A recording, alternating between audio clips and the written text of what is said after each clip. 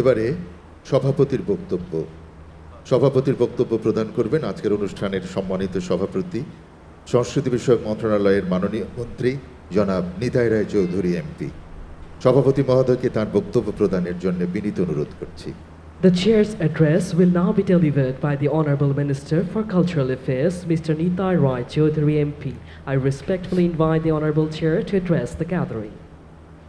আজকের এই জুলাই গণঅভ্যুত্থান স্মৃতি জাদুঘর উদ্বোধনী অনুষ্ঠানের সম্মানিত মাননীয় প্রধানমন্ত্রী, গণপ্রজাতন্ত্রী বাংলাদেশ সরকারের মাননীয় প্রধানমন্ত্রী জনাব তারেক রহমান এমপি এখানে উপস্থিত আছেন। আমাদের এই গণ অভ্যুত্থান পরবর্তী সময়ে অন্তর্বর্তীকালীন সরকারের মাননীয় প্রধান উপদেষ্টা জনাব অধ্যাপক ডক্টর ইউনূস, বিশ্ববিখ্যাত বরেণ্য অর্থনীতিবিদ এবং নোবেল বিজয়ী, আমাদের দেশের এবং আমাদের জাতির গর্ব প্রফেসর মোহাম্মদ ইউনূস এখানে উপস্থিত রয়েছেন। মন্ত্রিপরিষদের সম্মানিত সদস্যবৃন্দ, মাননীয় সংসদ সদস্যবৃন্দ, বিদেশি রাষ্ট্রদূতবৃন্দ এবং মাননীয় প্রধানমন্ত্রীর উপদেষ্টাবৃন্দ, এছাড়া উপস্থিত রয়েছেন বরেণ্য সুধীমণ্ডলী, জুলাই গণঅভ্যুত্থানের আহত এবং নিহত পরিবারের, শহীদ পরিবারের সংগ্রামী সদস্যগণ, আহত ব্যক্তিবর্গ, প্রিয় ভাই ও বোনেরা, আজ আমরা এমন একটা সময়ে এই অনুষ্ঠান আয়োজন করেছি যে দীর্ঘ প্রায় 20-21 বছর যাবৎ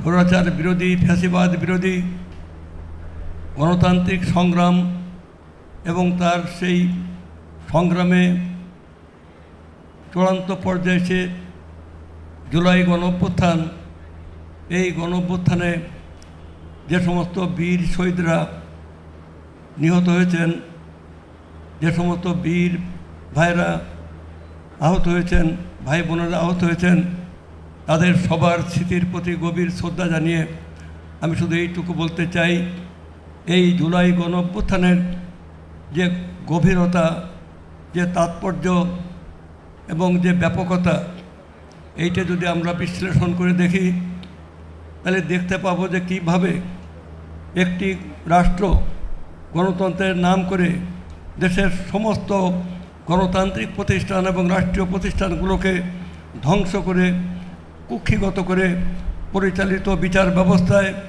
পরিচালিত প্রশাসন দিয়ে একটা দেশের জনগণের উপরে কীভাবে নিপীড়ন, নির্যাতন এবং হত্যাযজ্ঞ চালাতে পারে, তারই ফলশ্রুতি হচ্ছে আজ এই জুলাই গণঅভ্যুত্থান। এবং সেই গণঅভ্যুত্থানের স্মৃতিকে অম্লান করে রাখার জন্যে, চিরদিন মানুষের মনে সেটাকে ধরে রাখার জন্যে আমরা এই স্মৃতি জাদুঘরের তৈরি করেছি। অন্তর্বর্তীকালীন সময় থেকে আমরা সেটাকে ডেভেলপ করে আইন পরিবর্তন, আইন সিদ্ধ করে এখন আমরা আজকে আমাদের দেশের মাননীয় প্রধানমন্ত্রী জনাব তারেক রহমান এমপি, তিনি আজকে এই জাদুঘর উদ্বোধন করলেন। আমি আরেকটা নাম বলতে ভুলে গেছি, এখানে সেই ফটো সাংবাদিক আছেন, আমাদের প্রিয়, সবারই প্রিয়, সেই আমাদের দেশ এবং জাতির আরেকজন ভবিষ্যৎ জায়মার রহমান, এখানে আমাদের সামনে ব্যারিস্টার জায়মার রহমান, তিনি উপস্থিত আছেন। আমরা সবার প্রতি শ্রদ্ধা জানাই।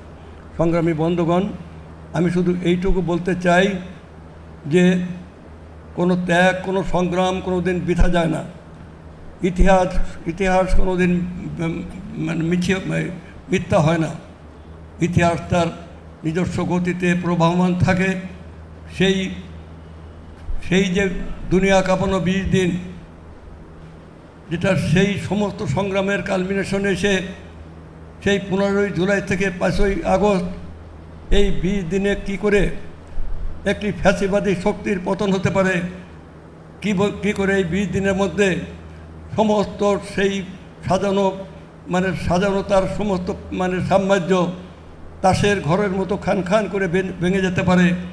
এই জুলাই গণঅভ্যুত্থান হচ্ছে সেই ঘটনা। আমরা তাদের এই স্মৃতিকে রক্ষা করার জন্যে এই জাদুঘরে আমরা নিয়মিত গবেষণা করব।